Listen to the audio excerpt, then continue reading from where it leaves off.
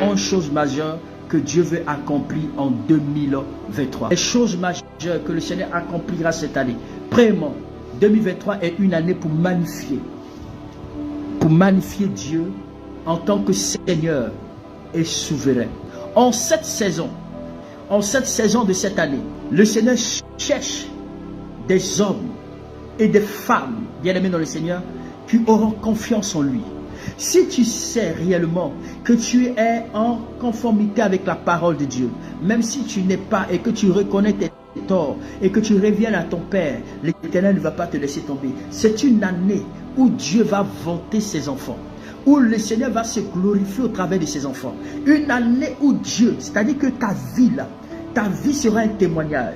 Par ta vie, les gens, Dieu emmènera des gens à confesser le Dieu que tu sais. Dieu emmènera les gens à glorifier le Dieu que tu sais. Le roi Nebuchadnezzar, il a vu effectivement Daniel, lorsque Daniel était dans la force au lion, il a dit: ton Dieu t'a-t-il délivré de la force au lion? C'est de la même manière, les gens confesseront ton Dieu. Les gens vont admirer ton Dieu. Les gens élèveront ton Dieu. Au travers de toi, ta vie va tellement impressionner les gens, où les gens seront étonnés et les gens sont contempler le Dieu que tu sais. Par ta vie même, les gens vont servir l'Éternel. Amen. Ils vont rechercher Dieu. Donc c'est une année pour magnifier Dieu en tant que Seigneur. Donc tu dois le magnifier. Tu dois le chercher. Tu dois l'exalter. Donc c'est une année bien aimée dans le Seigneur. C'est une saison où le Seigneur veut se vanter au travers de nous. Alléluia. Donc c'est pourquoi même dans le livre de Psaume 23, vous allez constater que dans le livre de Psaume 23, le psalmiste David, il vantait Dieu.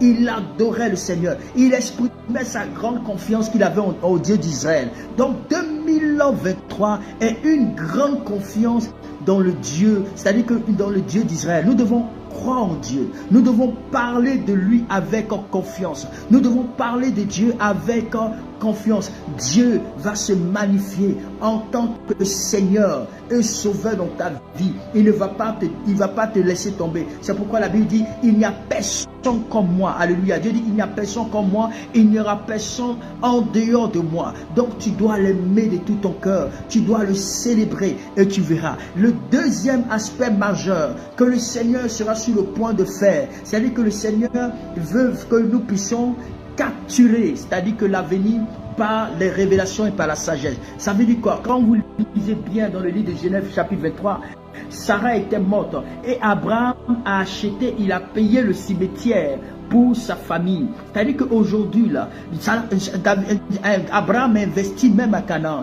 Et ça, Canaan, aujourd'hui, Canaan est devenu là où coule le lait et le miel, bien aimé dans le Seigneur. C'est devenu maintenant la terre promise. C'est-à-dire c'est la terre que Dieu lui a donnée. Parce qu'Abraham a investi. Donc cette année sera une année où ceux qui, c'est-à-dire que pour les hommes d'affaires, pour ceux qui vont investir, c'est-à-dire que si tu es vraiment un enfant de Dieu qui craint le Seigneur et que tu es un homme d'affaires, tu es une femme d'affaires, je veux simplement t'assurer que c'est ton année.